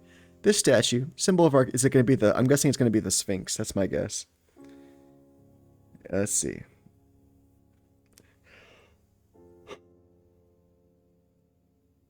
It's a big project, though. Luckily, I have the materials and know how to do it all.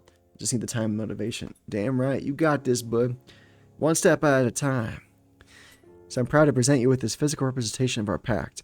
This statue, symbol of our community, that was worn down by the years and the weather, has now been remade by the masterful hands of our exceptional local craftsmen. Ladies and gentlemen, let me present to you... Is it the Sphinx? I was right! Chapter 4, November. Well, good, we hit a chapter mark. Well, that's a good time to pause then. We got 3 chapters completed, and we will come back to this story at another time.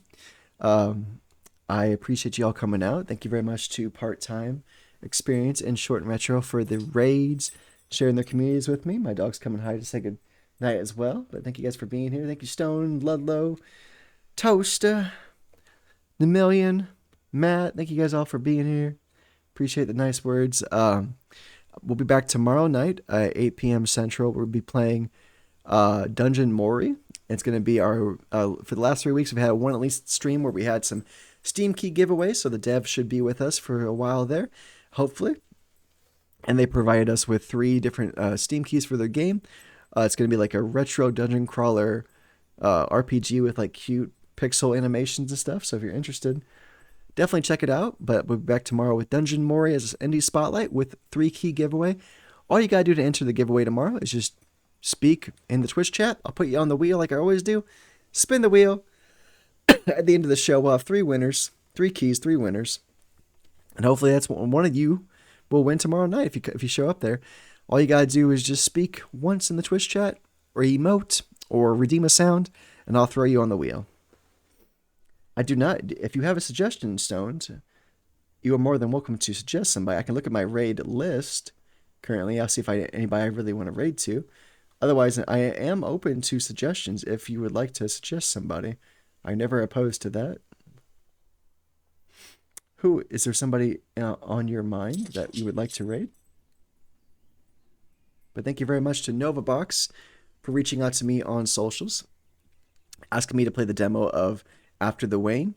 If you didn't get to see it, I will throw it up on my YouTube page, and it'll be on the VOD on Twitch for the next 2 weeks or however long it stays up on there. And we'll also put up the first part of our Along the Edge playthrough as well, so look out for those hitting the YouTube channel probably early tomorrow morning. Zelf is playing Super Mario right now. Sure.